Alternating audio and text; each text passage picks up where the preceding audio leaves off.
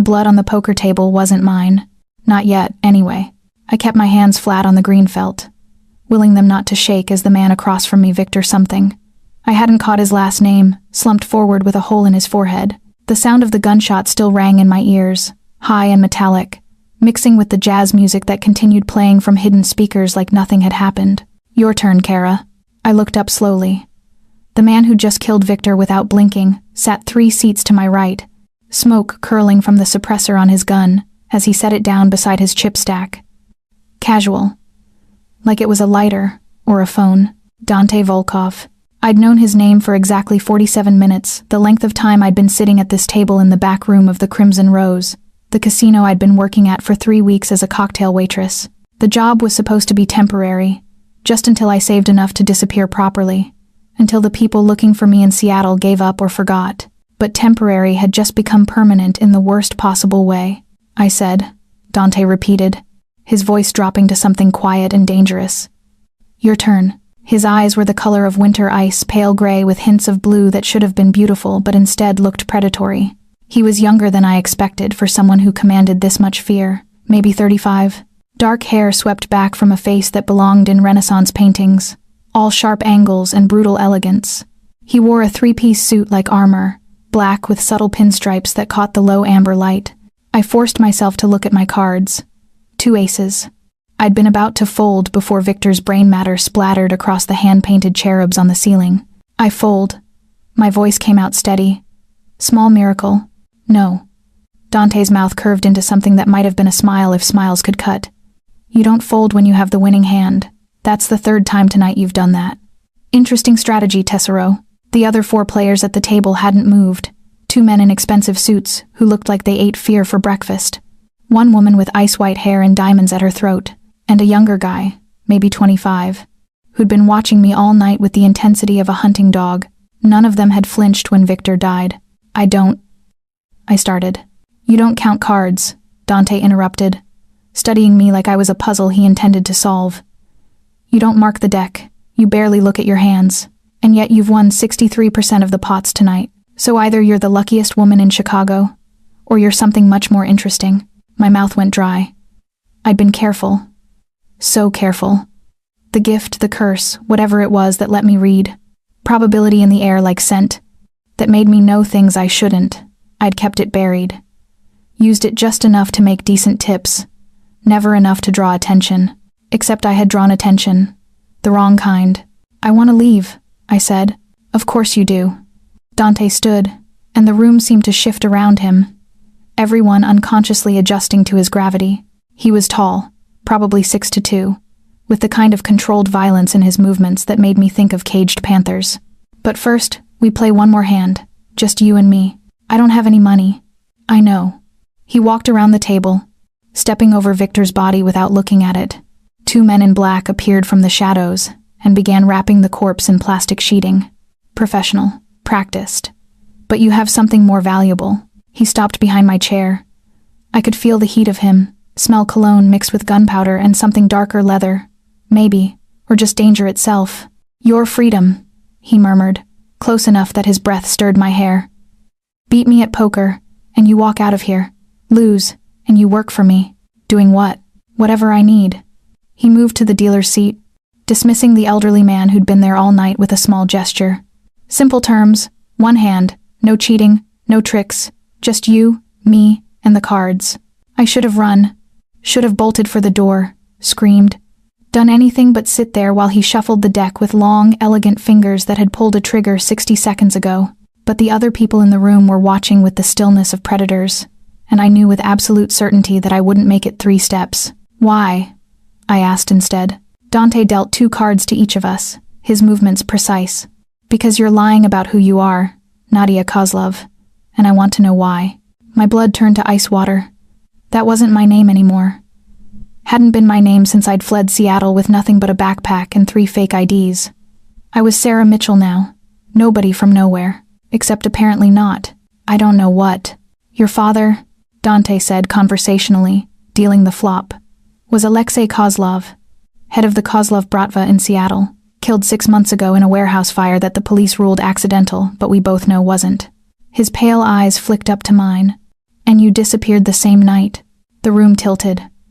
I gripped the edge of the table, fighting the rush of memory flames, screaming, the smell of burning flesh, and the sound of my father begging someone to spare me before the gunshots rang out. So here's what I think, Dante continued, his voice soft and deadly. I think you saw who killed him. I think you've been running ever since, and I think the people hunting you are getting close, which means you're desperate enough to take risks. Like winning too much at my poker table. I don't have to tell you anything. No. He pushed his cards toward me without looking at them. But if you beat me, I'll protect you. And if you lose, I'll protect you anyway. The only difference is whether you have a choice in the matter. I stared at him. That's not a choice. Tesoro. The endearment sounded like a threat. In my world, the illusion of choice is all anyone gets. My hands moved before my brain caught up, flipping my cards. King and Queen of Hearts. The flop showed 3 hearts, 10, 8, 4. I had a flush draw and straight possibilities. Good odds. Not great. I looked at Dante's cards where he'd left them face down on the felt. You haven't looked at them, I said slowly. Don't need to. His smile was all teeth. I know I've won. The turn card came down. 7 of hearts. Flush. My pulse hammered in my throat. River card. 2 of hearts. Read them, Dante said, nodding to his cards. I reached out, my fingers trembling now, and flipped them over. Ace and 3 of hearts. Straight flush. The room swam. Impossible. The odds of that. Like I said, Dante murmured, standing. I won. That's not you cheated. You had to have. I don't cheat, Kara. I don't have to. He offered me his hand, and I saw the tattoos peeking out from under his cuffs. Cyrillic letters and Orthodox crosses mixed with something older, darker. Welcome to the Volkov family. You start tomorrow. I didn't take his hand. And if I run, then I send Marcus. He nodded to the young man who'd been watching me all night, who now stood blocking the exit with a gun visible at his hip. He's excellent at retrieval. Not gentle, but excellent. The woman with white hair laughed, sharp and bright. She's got fire, Dante. I like her. You're all insane, I whispered. Dante's expression shifted into something almost like approval. Probably, but insanity keeps you alive in this business. He turned toward the door, throwing back over his shoulder. Oh, and Nadia? Next time you want to hide your gift, don't use it at all. Moderation is more obvious than abstinence. He disappeared through the velvet curtains, leaving me with a corpse being dragged away, a room full of criminals, and the terrible knowledge that I'd just gambled my life on a hand I never had a chance of winning. The cards never lie. But apparently, neither did Dante Volkov. The apartment Dante's people took me to was nicer than anywhere I'd lived in my life. Penthouse. 73rd floor. Floor-to-ceiling windows overlooking Chicago's glittering skyline like a jewelry box tipped on its side. Marble floors that echoed with each step. Furniture that probably cost more than my father's entire house in Seattle. A prison cell made of luxury. Marcus, the young enforcer who'd driven me here in a black Mercedes that smelled like new leather and old violence, stood by the door with his arms crossed. He hadn't said a word during the 20-minute drive. Just watched me in the rearview mirror like I might explode. You're to stay here tonight, he said now, his accent Russian but softened by American edges. Don't try the doors or windows. They're monitored. Don't use the phone. Don't contact anyone. And tomorrow, Dante will explain what he needs from you. Marcus's jaw worked like he wanted to say more, but he just shook his head. Get some sleep. You look like hell. He left, and I heard the lock click with terrible finality. I waited exactly 5 minutes before I started searching. The apartment was pristine, untouched, like a show home. 3 bedrooms, each with its own bathroom. A kitchen with gleaming appliances that had never been used. Living room with abstract art on the walls that probably had names I'd never heard of. And everywhere. Cameras. Small black domes in the corners, watching. I ended up in the master bathroom, sitting on cool tile with my back against the bathtub, trying to breathe through the panic clawing up my throat. My father's face kept flashing behind my eyelids. The warehouse. The flames. The sound of his voice screaming my name. Don't think about it. Don't. I'd gotten good at compartmentalizing over the past 6 months, at shoving memories into locked boxes and swallowing the key. At being nobody, going nowhere, feeling nothing. But Dante had opened those boxes with 6 words. I know who you are. My phone buzzed in my pocket, the burner I'd bought under a fake name, the one only 2 people had the number for. I pulled it out with shaking hands. Unknown number. The text was simple. You have something that belongs to us. Return it, or die like your father. Ice flooded my veins. I hadn't given anyone this number. Hadn't used it for anything except ordering takeout. How? Another text. We know where you are, Nadia. The Volkov dog can't protect you. I stared at the screen until the words blurred, then carefully, methodically, took out the SIM card and snapped it in half, dropped the pieces in the toilet and flushed. It didn't make me feel safer. I didn't have what they thought I had. The flash drive, the one my father had shoved into my hands the night he died. The one with God knows what on it. I'd destroyed it 3 months ago, in a gas station bathroom outside Denver. Watched it burn in a trash can until nothing remained but melted plastic and ash.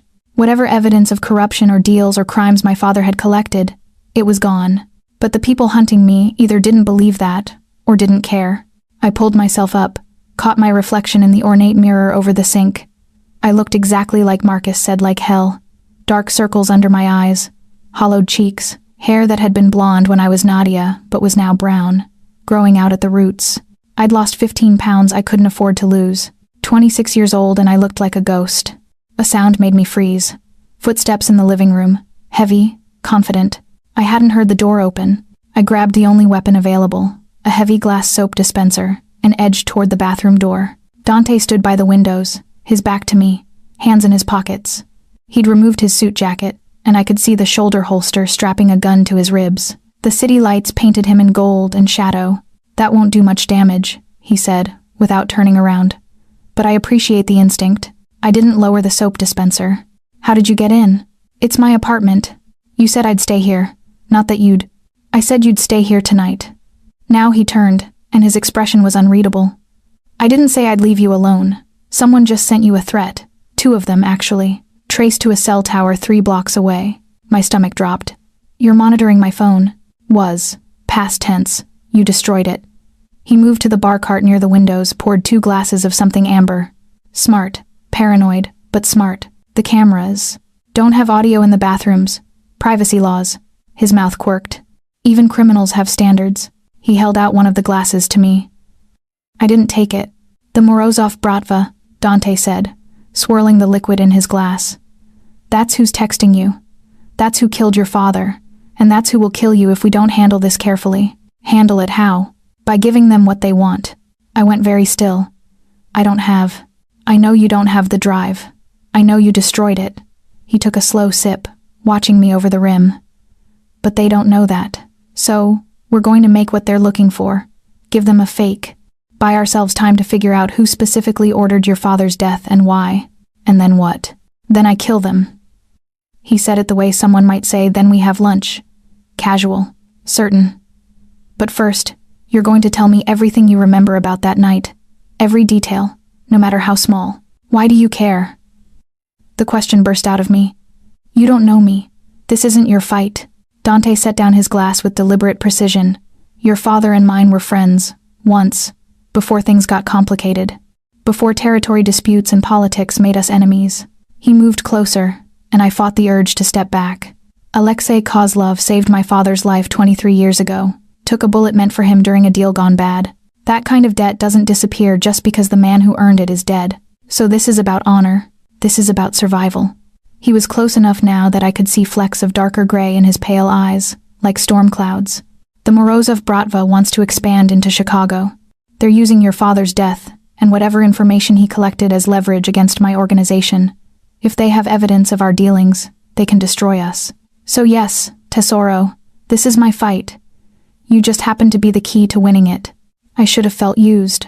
Should have been angry. Instead, I just felt tired. I don't remember much, I said quietly. Fire. Screaming. My father pushing something into my hands and telling me to run.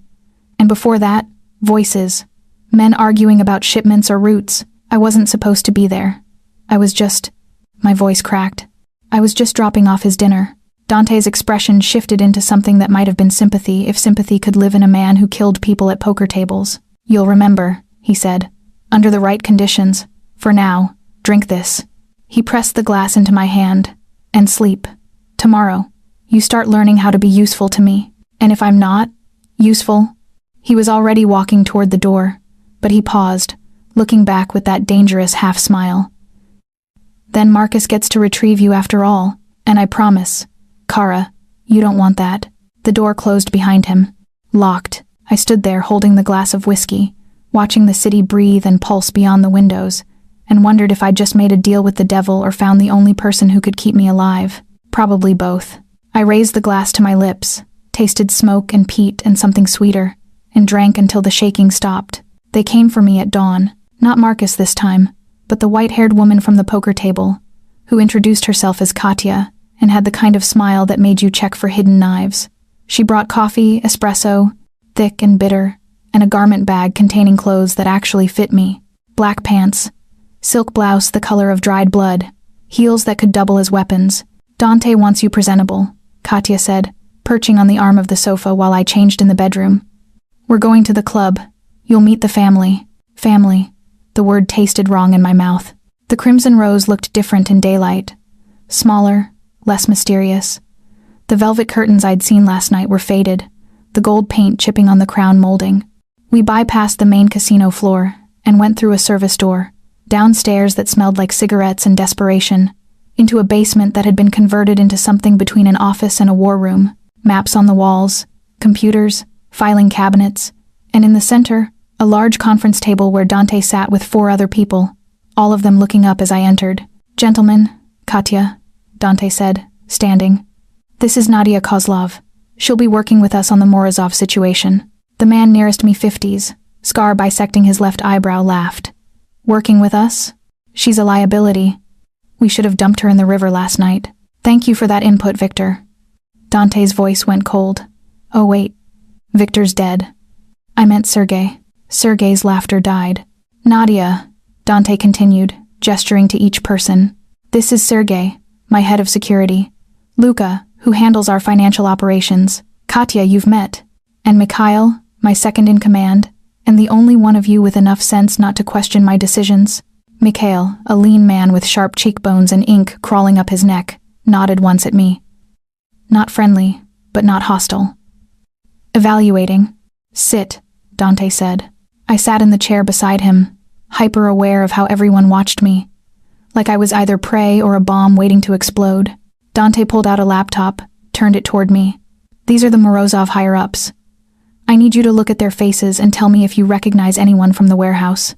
The screen showed a grid of photographs. Men, mostly. Hard faces, dead eyes, expensive suits. I forced myself to look at each one, pushing past the panic that tried to rise every time I thought about that night. Nothing. No, I said after the 3rd page. I don't wait. One face. Bottom right corner. Younger than the others, maybe early 30s, with a tattoo visible on his neck, an Orthodox cross with a serpent wrapped around it. Him, I whispered. He was there. He was... The memory slammed into me. He was the one who shot my father, who stood there and watched him burn and laughed. The room went very quiet. That's Alexei Morozov, Mikhail said softly. Ivan's son, the heir. Dante leaned back in his chair, fingers steepled under his chin. You're certain? I'm certain. My voice shook with rage I'd been suppressing for 6 months. I watched him pull the trigger. I heard him laugh. Good. Dante snapped the laptop closed. That's exactly what we needed. Luca, I want everything on Alexei Morozov's movements for the past 6 months. Bank records, property holdings, mistresses, favorite restaurants. Everything. Katya, work with Nadia. She's going to help us create the fake drive. How? I asked. I don't remember what was on the original. You remember enough. Dante stood, paced to the wall map, marked with territories in different colors. Your father was tracking shipping routes, specifically, which routes the Morozov Bratva were using to move heroin and weapons through Seattle. That information, combined with what we know about their operations, will be enough to create something believable. And then what? Sergei demanded. We just hand it over? Let them destroy us? No. Dante's smile was all predator. We edit it. Give them real information mixed with poison, routes that lead nowhere, contacts who don't exist. Enough truth to make them believe it, enough lies to make them vulnerable. He looked at me. And Nadia here is going to be our insurance policy. Meaning, Katya purred. You're going to deliver it personally. Get close to Alexei Morozov. Make him trust you. My blood turned cold. You want me to infiltrate, Dante said. Seduce, if necessary. Get inside his operation, feed us information, and when the time comes, help us destroy him from within. I stood so fast my chair fell backward. Absolutely not. I'm not, I can't. You can. Dante moved around the table until he was directly in front of me, close enough that I had to tilt my head back to meet his eyes.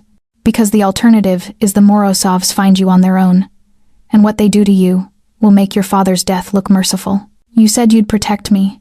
I am protecting you. This is how. His voice dropped to something almost gentle. I know what I'm asking. Tesoro. I know what happened to you, but you have two choices. Hide forever, or fight back. And I think you're tired of hiding. He was right. God help me. He was right. I'd spent 6 months running, jumping at shadows, barely sleeping, existing, not living. And some dark part of me, the part that was Alexei Kozlov's daughter, the part that grew up around violence and power, wanted revenge, wanted to make Alexei Morozov hurt the way I hurt. How long? I asked. As long as it takes. Weeks, maybe months. And if I get caught? Dante's hand came up, fingers ghosting along my jaw, in a touch so light I might have imagined it. Then I burn the world down to get you back. The promise in his voice made something in my chest twist. I didn't know if I believed him. Didn't know if I should, but I nodded anyway. Okay, I whispered. I'll do it. Katya clapped her hands together. Excellent. We start your training immediately. New identity, new background, new skills. By the time we're done with you, you'll be irresistible.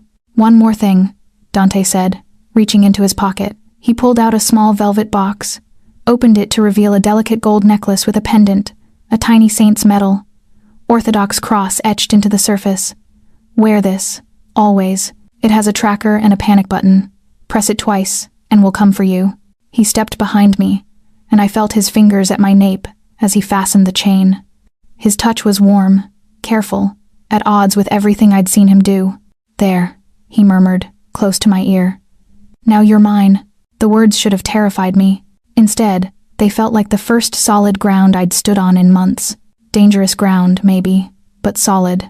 The meeting dissolved into planning Katya, pulling me aside to discuss cover stories, Luka showing me files on Alexei Morozov's known associates, Mikhail explaining the territory boundaries between the families. Through it all, I felt Dante's eyes on me, watching, calculating, and when our gazes met across the room, something passed between us that I didn't have words for.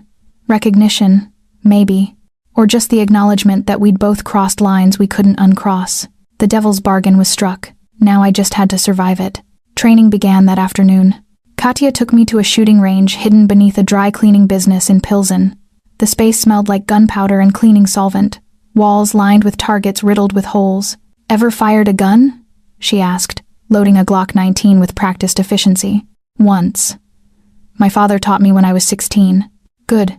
She handed me the weapon, adjusted my grip. But knowing how to shoot and being willing to shoot are different things. Dante needs to know you won't freeze when it matters. I raised the gun, sighted down the range at the paper target shaped like a man's torso, squeezed the trigger. The recoil jolted through my arms, but the shot went wide. Again, Katya said. I fired. And again, until my ears rang despite the protection, and my hands ached from gripping the gun. By the end, I could put 3 bullets in the center mass. Better, Katya allowed. But you're thinking too much. This isn't about precision, it's about survival. When Alexei Morozov or one of his men corners you, you won't have time to aim. You point and shoot until they stop moving. The casual violence in her voice made me shiver. We moved to hand-to-hand combat next. A gym in the back, mats on the floor, mirrors reflecting my pathetic attempts to block her strikes. Katya was smaller than me, but moved like water fluid, impossible to pin down. She swept my legs out from under me for the 5th time. I hit the mat hard enough to knock the air from my lungs. You telegraph your movements, she said, offering me a hand up. Your shoulders tense before you punch. Your eyes track where you're going to kick. Against someone trained, you'll be dead before you land a hit.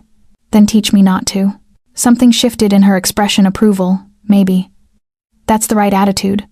Most women Dante brings in cry or complain. You just work. Most women Dante brings in? I managed to get out between gasps for air. Figure of speech. But her eyes said otherwise. Come on. Again. We drilled for 2 hours until sweat soaked through my clothes and every muscle screamed. But by the end, I could block 3 of her attacks and even landed a weak punch to her ribs. Katya grinned. There. Now you're dangerous. Mikhail took over that evening, teaching me the art of lying. We sat in a cafe in Wicker Park neutral territory, he explained, where no family held sway. He ordered coffee and pastries we didn't touch while he drilled me on my new identity. Your name is Mira Volkov, he said, distant cousin from the Moscow branch. You came to Chicago to study at Northwestern art history, something useless and forgettable. You're cultured, a little naive, and utterly uninterested in family business. But if Alexei checks, he will check. We've already built your legend. Social media going back 4 years, credit history, even a few professors at Northwestern who'll confirm you were in their classes. They owe us favors. Mikhail leaned back, studying me. The key isn't the details, it's the feeling. You have to believe you're Mira, inhabit her, become her. That's called lying. No, Krasivaya. That's called survival. He made me practice, asked me questions rapid fire, catching me when I hesitated or contradicted myself. Where did you grow up? What's your mother's name? Favorite childhood memory? What brought you to Chicago? By the 10th round, I answered without thinking. Moscow. Irina. Summer at my grandmother's dacha. I wanted to see real American art museums. Good, Mikhail said. Now make me believe you're attracted to me. I blinked. What? Alexei Morozov is a predator. He'll test you, flirt with you. You need to be able to respond without flinching or showing fear. His dark eyes held mine. So convince me, Mira. Make me think you want me. Heat crawled up my neck. This wasn't I couldn't. That's the hesitation that will get you killed, Mikhail said softly. Try again. I forced myself to lean forward, to let my voice drop into something breathy and warm. I've always been attracted to dangerous men. There's something about power that's... I trailed off, let my eyes dip to his mouth. Better, but I don't believe you're enjoying it. You're performing, because I am performing, then perform better.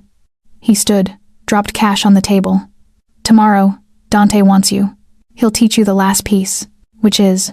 Mikhail's smile was sharp. How to seduce someone you hate. I found Dante in the Crimson Roses wine cellar at midnight. The space was cool and dark, bottles lining ancient brick walls, and he stood in the center examining a vintage I couldn't read the label of. He'd shed his suit jacket and tie, rolled up his sleeves to reveal those tattoos that crawled up his forearms, Orthodox crosses tangled with thorns and Cyrillic script. Katya says you can shoot, he said without turning. Mikhail says you can lie. Now I need to know if you can stomach getting close to the man who killed your father. I can. Prove it. He set down the bottle, turned to face me fully. Come here. I crossed the cellar, each step echoing. He watched me approach with that unreadable expression, pale eyes catching the low light. Closer, he murmured. I stopped a foot away. Could smell his cologne, cedar and bergamot. Expensive. Could see the faint scar bisecting his left eyebrow, the sharp line of his jaw. Alexei will want to touch you, Dante said quietly. He'll invade your space, test your boundaries. You need to let him without showing fear or disgust. So, he reached out, fingers ghosting along my collarbone.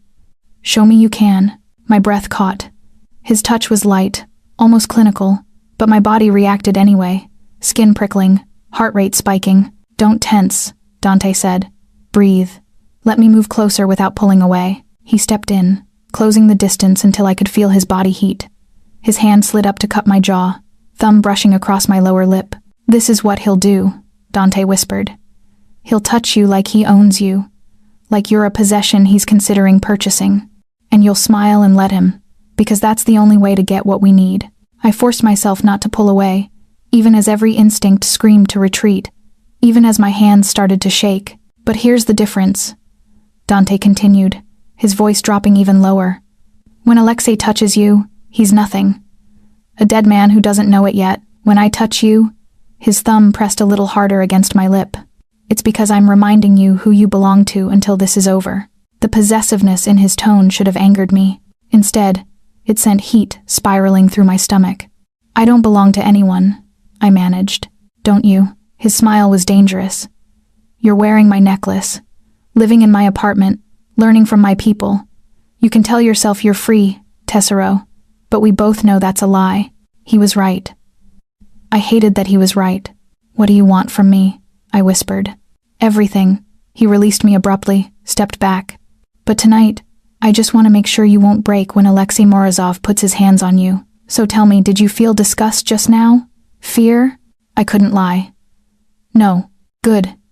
Dante picked up the wine bottle again, poured 2 glasses. Then you're ready. We introduce you to the Morozov family at the charity gala next week. Until then, you train. You study. You become Mira Volkov completely. He handed me a glass, raised his own. To the lies we tell. I clinked my glass against his, tasted wine like velvet and sin. To survival, I corrected. Dante's smile was all teeth.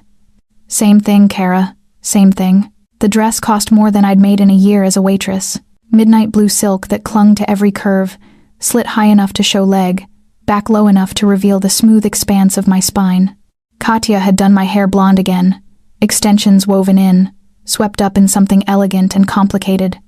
Makeup that made me look like someone else entirely. Mira Volkov stared back at me from the mirror. Perfect, Katya murmured, fastening diamond earrings to my lobes. You look like money and sex. Exactly what we need. The charity gala was held at the Four Seasons, a glittering affair where Chicago's elite legitimate and otherwise mingled under chandeliers worth more than houses. I entered on Dante's arm, feeling the weight of 100 gazes as we swept through the ballroom. He wore a tuxedo like it was armor. Black, perfectly tailored, making him look even more dangerous than usual.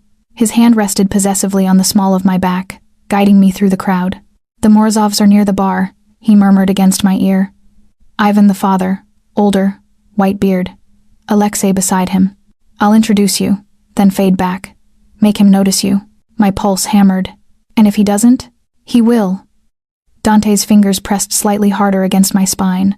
Trust me. We approached the bar, and I saw them. Ivan Morozov looked like a Russian Santa Claus if Santa Claus murdered people for a living jovial face, expensive suit, eyes like frozen lakes. And beside him, Alexei. He looked different than his photograph. Older, maybe, or just meaner. The tattoo on his neck was visible above his collar, that serpent-wrapped cross. He laughed at something his father said, and the sound made my skin crawl. That laugh. The same one I'd heard over my father's screams. Ivan, Dante said warmly, offering his hand. Good to see you. Truce holding well? Dante. Ivan's handshake looked firm. Indeed. No reason for Chicago families to fight when there's money enough for all. Lies. Pretty lies wrapped in politeness. May I introduce my cousin Mira? Dante continued, drawing me forward. Just arrived from Moscow. Mira. This is Ivan Morozov, and his son Alexei. I smiled, offered my hand to Ivan first. Proper. Respectful. Pleasure, I said, letting my accent thicken slightly. Russian with European edges. Ivan kissed my knuckles, old-fashioned. The pleasure is mine, Dorogaya. Moscow, you said? Which district? Patriarch's Pawns, I answered smoothly. The lie Mikhail had drilled into me. Near the Bulgakov house. My mother loved literature. Cultured family. Ivan's eyes gleamed with interest, but then he was pulled away by another man, demanding his attention, leaving me with Alexei, who looked at me the way wolves looked at wounded deer. Mira, he said, my fake name sounding wrong in his mouth. Beautiful name. For a beautiful woman, you're kind. I let my gaze drop, then flick back up through my lashes. Coy, interested. Dante didn't mention he had family coming to visit. Alexei moved closer, invading my space exactly as Dante had predicted. Are you staying long? Indefinitely. I'm studying at Northwestern. Art history. Art history. He smiled, showing too many teeth. Useless degree, but it suits you. Pretty women should study pretty things. The condescension made me want to drive my heel through his foot. Instead, I laughed lightly. Perhaps, but I find beauty in unexpected places. I tilted my head, studied him. Your tattoo, for instance. Orthodox symbolism mixed with serpent imagery, the eternal struggle between salvation and temptation. Something flickered in his eyes. Surprise, maybe. You know iconography? I know enough to recognize art when I see it. He was hooked. I could see it in the way his attention sharpened, how he shifted to block the rest of the room from view, making it just us. Dance with me, he said, not a question. I glanced at Dante, who stood 20 feet away in conversation with Katya, but watching me with those pale, unreadable eyes. He nodded, barely perceptible. I'd love to, I told Alexei. He led me onto the floor, and I forced myself not to flinch when his hand settled on my waist. The music was classical, something sweeping and romantic that didn't match the predator holding me. So, Alexei murmured, pulling me closer than the dance required. What brings you to Chicago? Really? I met his gaze. I was bored in Moscow. Too many rules, too much family oversight. I wanted freedom. Freedom is overrated. Perhaps. But I've always preferred adventure over safety. His smile widened. Dangerous philosophy. Is it? I let my fingers trace along his shoulder. I think safety is just another word for stagnation.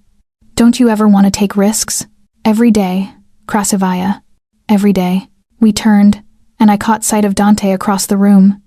He wasn't watching us anymore, had turned his attention to an older woman in diamonds, but I felt the weight of his presence anyway. You belong to me until this is over. His words echoed in my head as Alexei's hand slid lower on my back, proprietary and wrong. You're tense, Alexei observed. Just nervous. I've never been to something this. I gestured vaguely at the opulence around us. Decadent? Exactly. You'll get used to it. This world, he spun me slightly. It has its own rhythm, its own rules. The trick is learning when to break them. And do you? Break the rules? His eyes went dark with something I recognized. Pride. Cruelty. All the time. The song ended. He held me a moment longer than necessary, then released me with visible reluctance.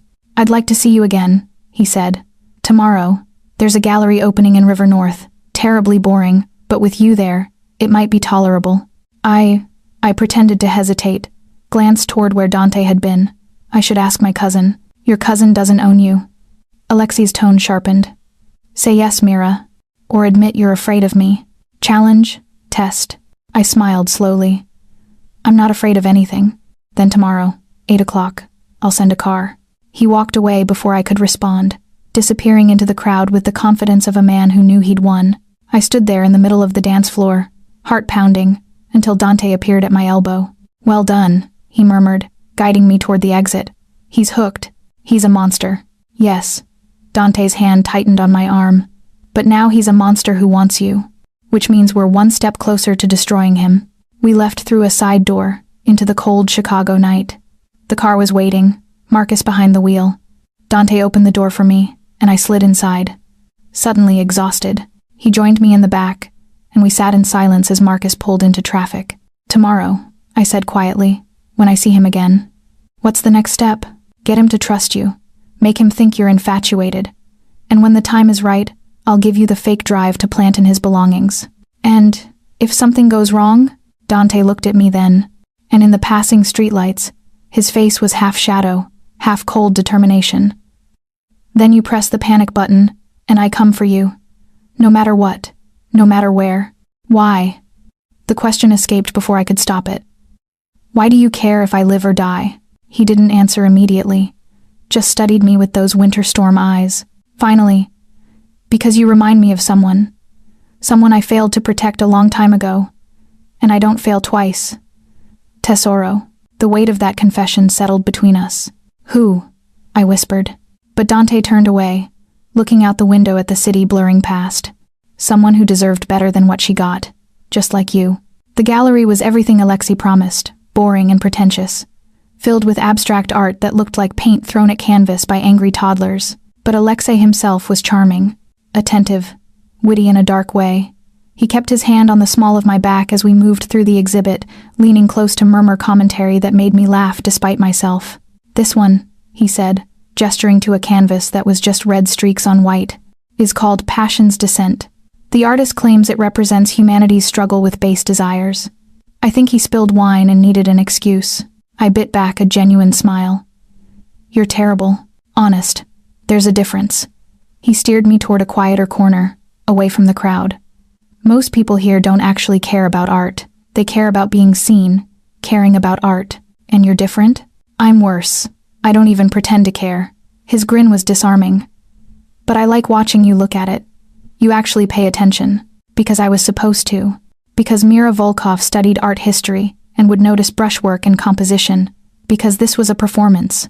But some part of me had forgotten that in the last hour, Alexei bought me champagne, asked about my classes, listened when I talked about Caravaggio's use of light and shadow. He seemed genuinely interested, and for dangerous stretches of time, I almost forgot who he was, what he'd done. Then his phone buzzed, and he checked it with a frown. I need to handle something. Business. 10 minutes, maybe less. Should I wait here? Come with me. He took my hand, laced our fingers together. You might as well see what I really do. Warning bells rang in my head, but I let him lead me through a service door, downstairs into the gallery's basement. A storage area filled with crated art and packing materials, and 3 men, 2 of them holding a third between them. The third man had been beaten badly, face swollen, blood dripping onto the concrete. I froze. Alexei, one of the men said in Russian. He's not talking. Won't give us the location of the shipment. Alexei sighed, released my hand. Mira, wait outside. My voice came out too high. He turned, and his expression was gentle, almost apologetic.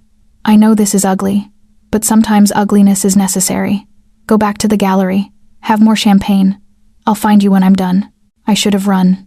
Should have pressed the panic button hidden in my necklace. Instead, I heard myself say, "Let me help." Alexei's eyebrows rose. Help? You need information. He's not giving it to you because he's more afraid of someone else. So change the equation. I forced myself to approach, even as my stomach churned. Make him more afraid of disappointing me than of whoever he's protecting. The men exchanged glances. The beaten man looked at me with swollen eyes, confused. Interesting theory, Alexei murmured.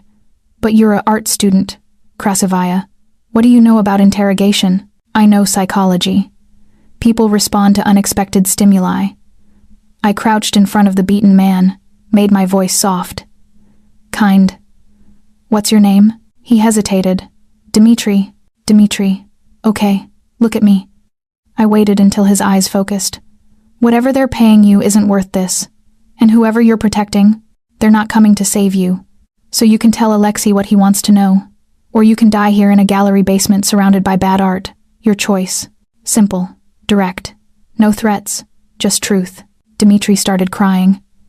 And then, quietly, he talked. Told Alexei everything. The shipment, location, the contact names, the protection money that had been skimmed. All of it spilled out while I knelt there, holding his shaking hand. When he finished, Alexei nodded to his men. Let him go. He earned it. They cut Dmitri loose, and he stumbled toward the exit, still sobbing. Alexei looked at me with something new in his eyes. Respect, maybe even fascination. That, he said slowly, was remarkable. Where did you learn to do that? My father. The truth slipped out before I could stop it. He used to say violence is easy. Making someone want to cooperate is art. Smart man. Alexei came closer, and this time when he touched my face, I didn't flinch. You're full of surprises, Mira Volkov. Is that bad? It's perfect. He kissed me then, sudden and possessive, and I made myself kiss him back, made myself lean into it, even as my skin crawled and my mind screamed. This was the job, the mission, but it felt like betrayal. When he pulled back, I was shaking. Cold? Alexei asked. A little. Come, let's get you somewhere warm. He draped his jacket over my shoulders, led me back upstairs to the gallery. Tomorrow, I want to show you something. A property I'm considering purchasing. Get your opinion. My opinion on real estate? Your opinion on everything. His smile was genuine. You're fascinating, Mira. I haven't been this interested in someone in a very long time. Guilt twisted in my chest. I texted Dante when I got home. He's trusting me, moving faster than expected. The response came immediately. Good.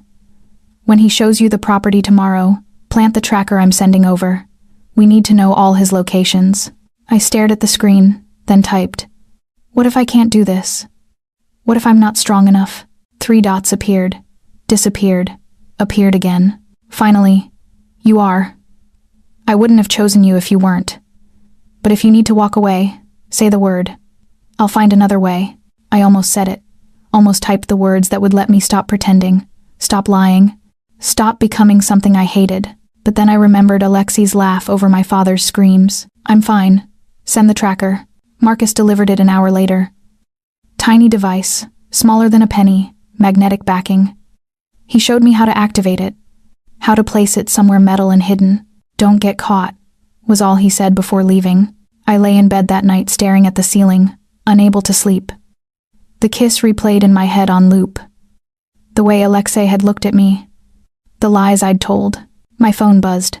Unknown number. My blood iced, thinking it was the Morozovs with another threat. But the text said, "It's Dante, using a burner. How are you really?" I shouldn't have responded. Shouldn't have shown weakness, but I typed anyway. "I kissed him tonight, and I helped him interrogate someone, and I don't know who I am anymore." His response came fast. "You're Nadia Kozlov. Whatever you have to pretend to be, whatever you have to do, that core doesn't change.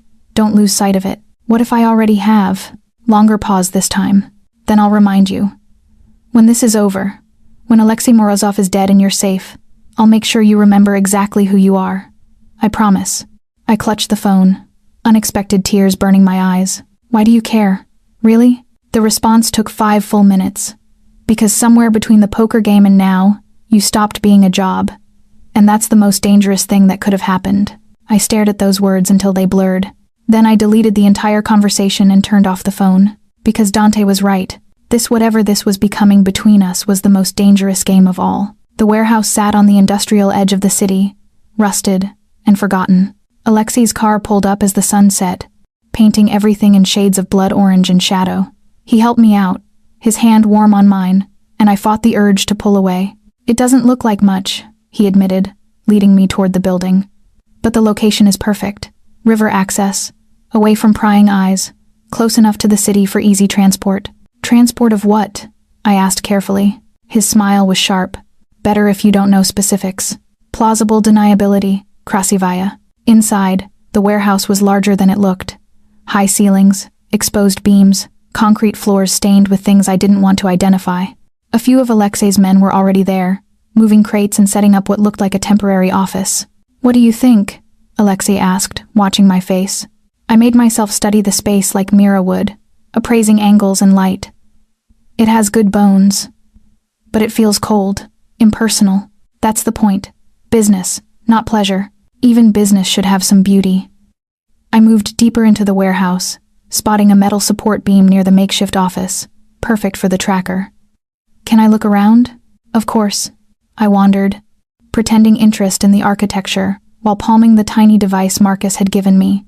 The trick was doing it naturally, without suspicion. Near the support beam, I stumbled slightly, a calculated move, catching myself against the metal. "Careful," Alexei called out. "These heels weren't made for concrete." I called back, and as I steadied myself, pressed the tracker against the beam, where it would be hidden by shadow. The magnet caught with a soft click. Done. I continued my circuit of the warehouse, heart pounding, and found Alexei in what would become his office. He stood over blueprints spread across a makeshift desk, and when he looked up at me, something in his expression made me freeze. "You know what I like about you, Mira." "What?" "You're not afraid." He moved around the desk, approaching slowly. "Most women would be terrified right now, alone in a warehouse with a man like me. But you're curious, engaged. Either you're incredibly brave or incredibly stupid. Maybe both," I said, forcing a smile. "No, not stupid." He was close now, close enough to touch. "You're calculating, always thinking. I see it in your eyes, the way you assess every situation, every angle. You're like me. I'm nothing like you." The words came out sharper than intended. Alexei's eyes narrowed. "No?" His hand came up, fingers ghosting along my jaw. "You helped me interrogate Dmitri without blinking. You kiss me like you mean it. You're here in my warehouse, surrounded by my men, and you're not scared. So tell me, Krasivaya, what are you?" The question hung between us, loaded with suspicion. I had seconds to fix this, seconds before everything fell apart. So I did the only thing I could think of. I kissed him. Deeply, desperately, pouring false passion into it until he responded, gripping my waist and pulling me against him. Until his suspicion melted into desire, and the danger passed. When I pulled back, his eyes were dark with want. "I'm someone who's tired of playing it safe," I whispered. "Someone who wants more than Moscow allowed. Someone who sees power and craves it. Truth and lies tangled so thoroughly I couldn't separate them." "Dangerous confession," Alexei murmured. "You asked." He laughed, low and pleased, and kissed me again. And I let him, even as my mind screamed, even as I catalogued every detail to report back to Dante. This was the job. This was survival. This was... The sound of gunfire shattered the moment. Alexei shoved me behind him instantly, gun appearing in his hand like magic. More shots, from somewhere in the warehouse, shouting in Russian. "Stay here," he ordered, then ran toward the chaos. I pressed against the wall, pulse hammering. The tracker was already transmitting. Had Dante's people found us? Was this a rescue or a rival attack? More gunfire. An explosion that shook the building. Then silence. I waited, every muscle tensed to run. Slowly, I edged toward the office door, peering out. Bodies. 3 of Alexei's men, down and not moving, and standing over them, gun still raised, was Marcus. Our eyes met across the warehouse. "Run," he mouthed. But before I could move, Alexei appeared, bloodied but alive, and saw Marcus. Saw me, and understood. "You," he breathed, rage and betrayal twisting his features. "You're with Volkov. Alexei. Don't." He raised his gun. Not at Marcus, but at me. "How long? How long have you been lying to me?" "Since the beginning," I whispered, because what was the point of lying now? His face crumpled. Just for a second, I saw genuine hurt before the rage swallowed it. "I trusted you," he snarled. "I showed you I let you. You killed my father," I spat back, my own fury breaking free. "Alexei Kozlov. You shot him in that warehouse in Seattle, and laughed while he burned. Did you think I'd forget? Did you think I'd forgive?" Recognition dawned in his eyes. Horror. "Nadia," he whispered. "Yes." The gun trembled in his hand. "You're dead. You were supposed to be dead." Surprise. Marcus moved then, taking advantage of Alexei's shock to cross the distance. But Alexei was faster, pivoting, firing twice. Marcus went down. "No!" I lunged forward, but Alexei caught me, arm banding around my waist, gun pressing against my temple. "Enough!" His shout echoed through the warehouse. "Call them off, Nadia. Call off whoever Volkov sent, or I kill you right now." More of his men poured in from somewhere, and I realized with sinking dread that Marcus had come alone. A rescue attempt, not a full assault. The radio at Alexei's hip crackled. Dante's voice. "Let her go, Alexei. This doesn't have to end badly, doesn't it?" Alexei dragged me toward the exit. "She betrayed me, used me. Volkov sent his little spy, and I fell for it like an idiot." "You killed her father," Dante said, voice cold as winter. "What did you expect?" "I expected professional courtesy. I expected the truce to hold. We were outside now, moving toward Alexei's car. Instead, you send a dead man's daughter to seduce me? That's low even for you, Dante." I pressed the panic button on my necklace. Once, twice. Alexei felt it, reached up and tore the chain from my throat, threw it on the ground and crushed it under his heel. "No more calling for help. Krasavaya." He shoved me into the car. "You're mine now, and when I'm done with you, I'll mount your head on Volkov's doorstep." The car peeled out, and I caught a last glimpse of the warehouse. Marcus's still form on the concrete, Dante somewhere in the shadows. Too late. I'd failed. Alexei drove in silence, jaw clenched, gun resting on his lap within easy reach. Blood seeped from a wound on his shoulder, staining his shirt. Finally, was any of it real? The kiss? The conversations? I could have lied. Should have, but I was so tired of lies. "No," he laughed, bitter and broken. "Of course not. Because who could actually want me, right? The monster, the killer." He glanced at me, and his eyes were empty. "Your father wasn't innocent, you know. He stole from us. Threatened to expose us to the FBI. He deserved what he got. He was my father. And I'm the man who killed him. So what does that make this?" He gestured between us. Revenge? Justice? Stupidity? All three. We drove for hours, until the city disappeared behind us, and darkness swallowed everything whole. Alexei took me to a cabin in Wisconsin, isolated, surrounded by forest, no neighbors for miles. He shoved me inside, locked the door, and for the first time since I'd met him, I saw him completely unravel. "Fuck!" He hurled his gun across the room, where it clattered against the wall. "Fuck! Fuck! Fuck!" I pressed myself against the far wall, watching as he paced like a caged animal, raking hands through his hair, leaving bloody streaks. 6 months, he muttered. 6 months I've been looking for you. And you walk right into my arms wearing a different name and a pretty smile, and I don't even see it. Alexei, don't say my name. Don't, he whirled on me. Did Volkov tell you to kiss me like that? To look at me like I was something other than a monster? Yes, he flinched.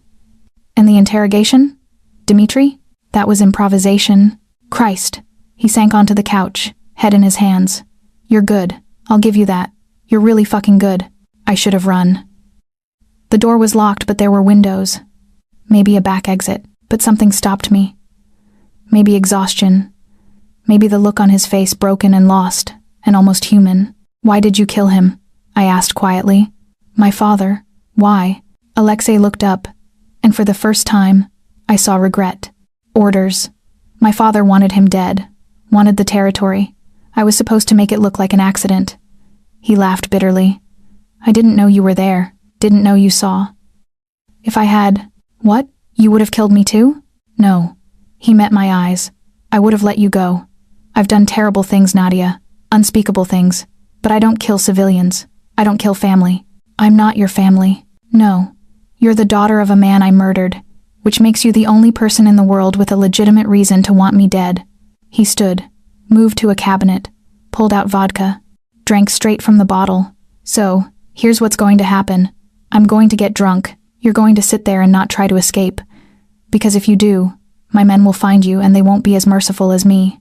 And in the morning, I'm going to figure out what the fuck to do with you. You could let me go. Could I? His smile was broken. Even though you know everything? My warehouses, my operations, my weaknesses. Even though Volkov is probably tracking you somehow and I'd be signing my own death warrant? I'm not tracked. You destroyed the necklace. There are other ways. Implants. Clothing. Hell, maybe they injected something into you while you slept. He took another long pull of vodka. Volkov is clever. Always has been. And I underestimated him. Underestimated you. He sank back onto the couch, and we sat in silence as night deepened outside. Finally, I asked, what did my father steal? Proof. Videos, documents, transaction records, evidence of every bribe we'd paid, every official we'd bought, every crime we'd committed in the last decade. Alexei's voice was hollow. He was going to burn the whole organization to the ground.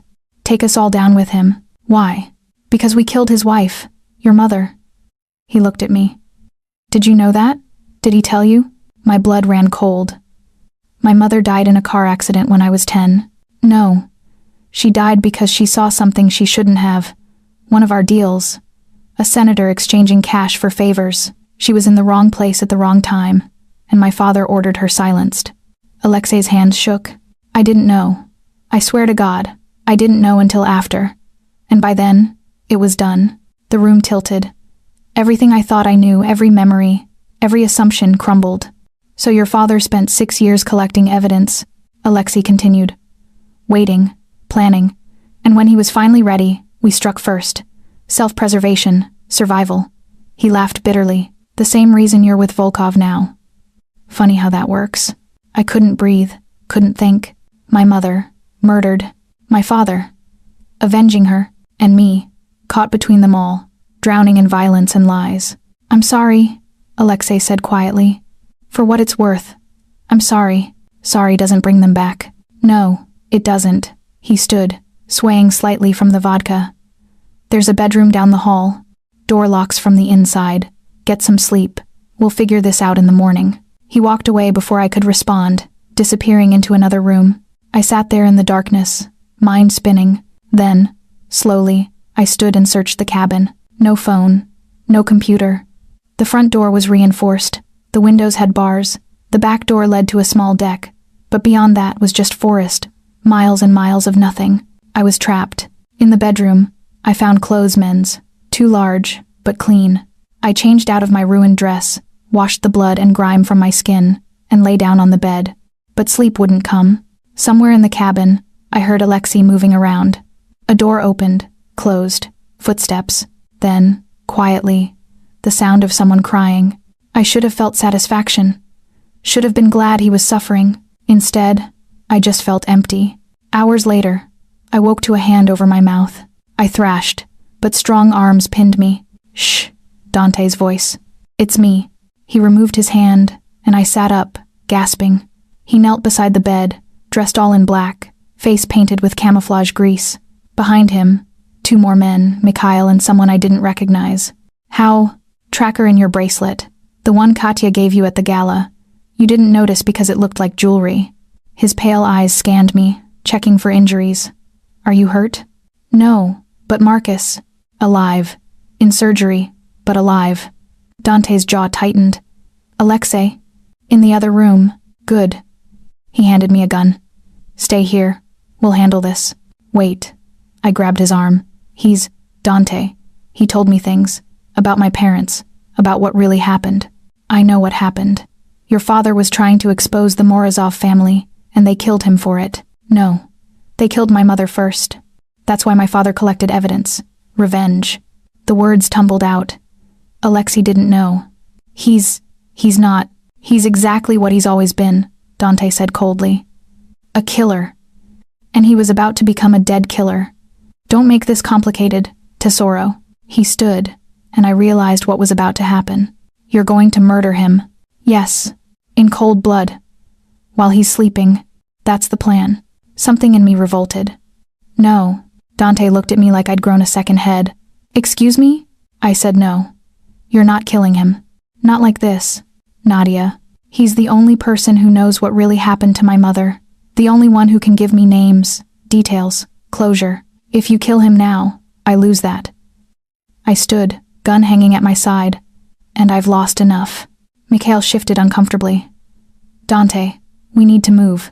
Someone could have heard us approach, but Dante's eyes stayed locked on mine. This is what you wanted. Revenge. Justice. I wanted the truth, I whispered. And I don't have it yet. So please, let him live. For now. The tension stretched between us, taut as a wire. Finally, Dante exhaled sharply. Fine. We take him alive. Bring him back for questioning. But if he tries anything, we put him down. Agreed? I nodded. Mikhail, with me. You. He pointed to the third man. Cover the exits. They moved like shadows through the cabin. I followed, heart in my throat. We found Alexei passed out on the couch, vodka bottle empty beside him, Dante's gun pressed against his temple. Wake up, Dante said softly. Alexei's eyes opened, focused, and saw death looking back. Volkov, he slurred. Should have known. You should have. Dante's finger tightened on the trigger. Wait, I said. And for the second time that night, everything changed. We brought Alexei back to Chicago in the trunk of Dante's car. Not dead. Not yet. But bound and gagged and probably wishing he was. The safe house was in a neighborhood I didn't recognize. Industrial, abandoned. The kind of place screams went unheard. They dragged him into the basement, secured him to a chair bolted to the concrete floor. Dante dismissed everyone except Mikhail and me. Talk, Dante said, removing Alexei's gag. Tell her everything about her mother's death. Every detail. And maybe I let you die quickly instead of slowly. Alexei spat blood. Generous. I'm not feeling generous. Start talking. So Alexei talked. He told me about the deal Senator Whitaker exchanging votes for money. 50,000 cash in a briefcase.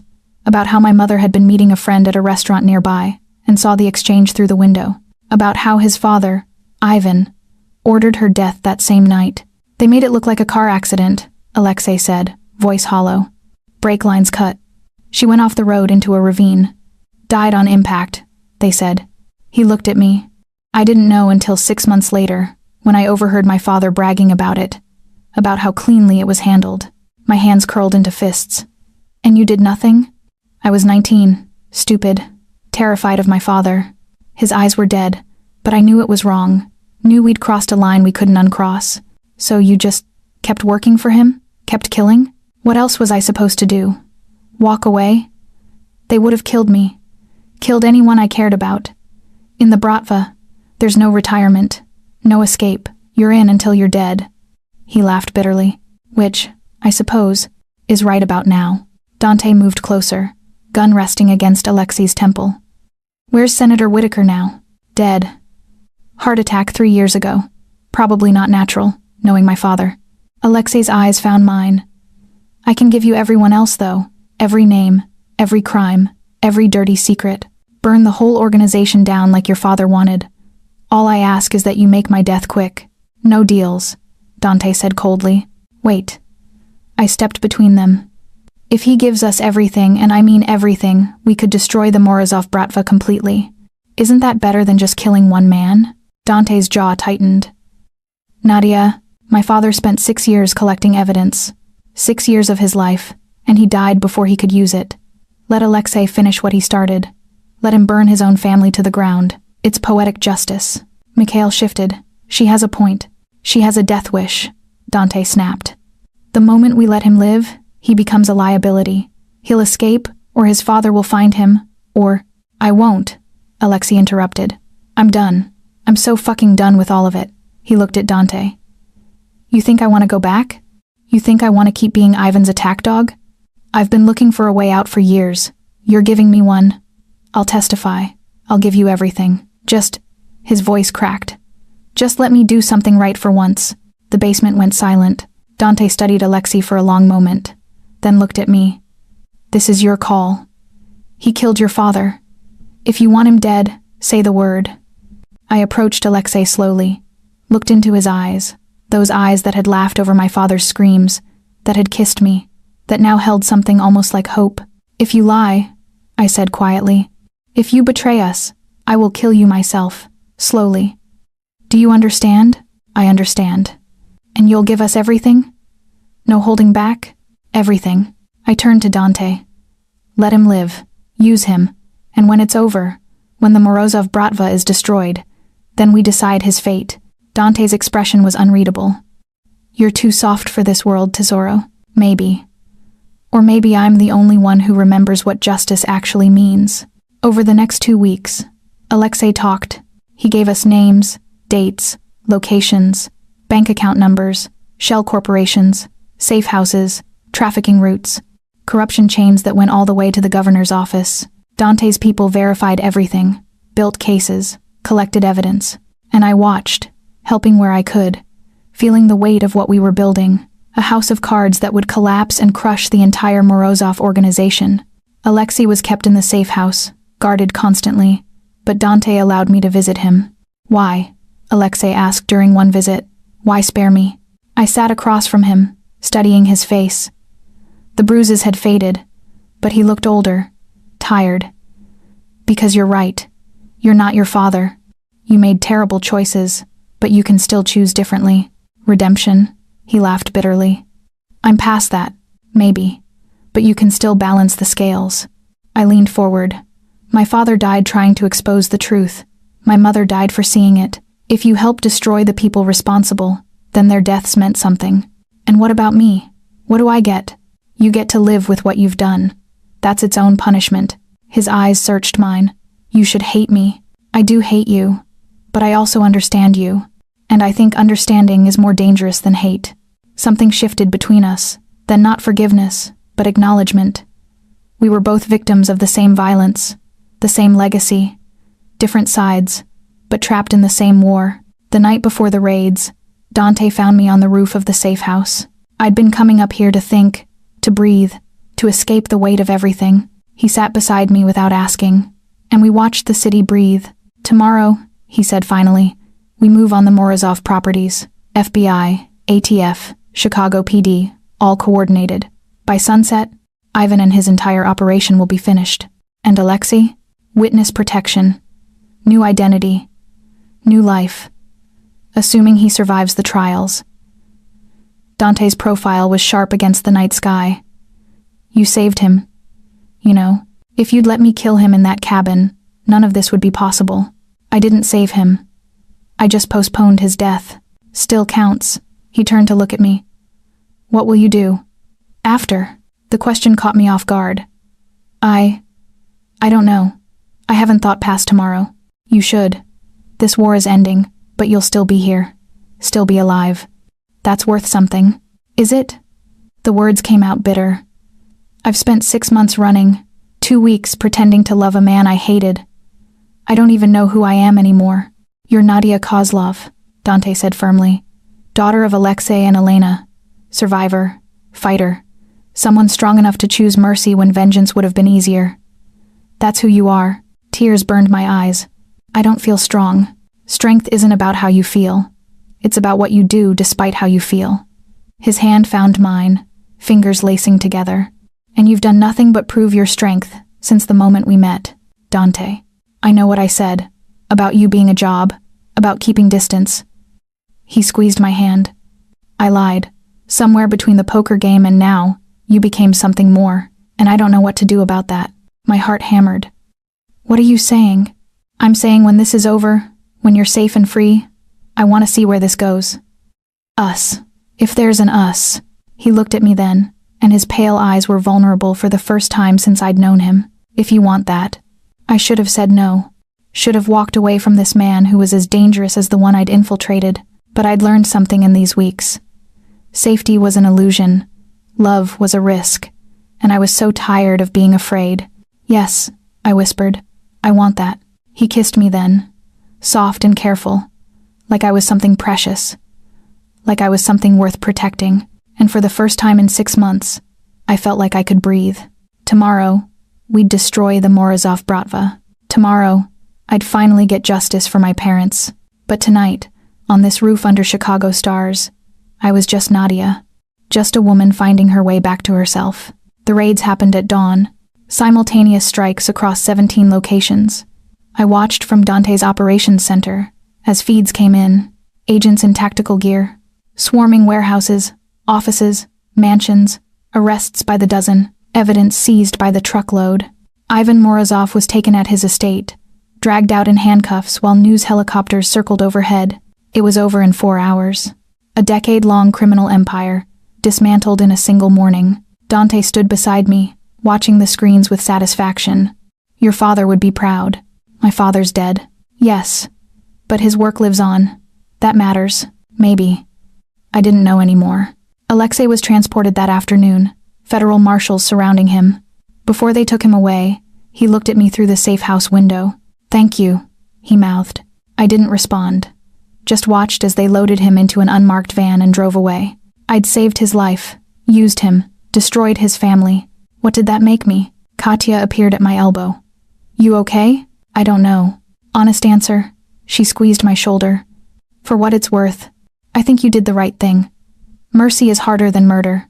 Requires more strength. Dante said something similar. Dante's smarter than he looks. She grinned. Though don't tell him I said that. The media called it the biggest organized crime bust in Chicago history. Senators resigned. Judges were indicted. The governor's approval rating tanked as his connections to the Morozov family surfaced. My name never appeared. Dante made sure of that. Officially, I didn't exist. Mira Volkov disappeared like smoke. And Nadia Kozlov. Nadia got to decide who she wanted to be. 3 months later, I stood in a cemetery outside Seattle, rain falling soft and steady. 2 headstones, side by side. Alexei Kozlov, beloved father.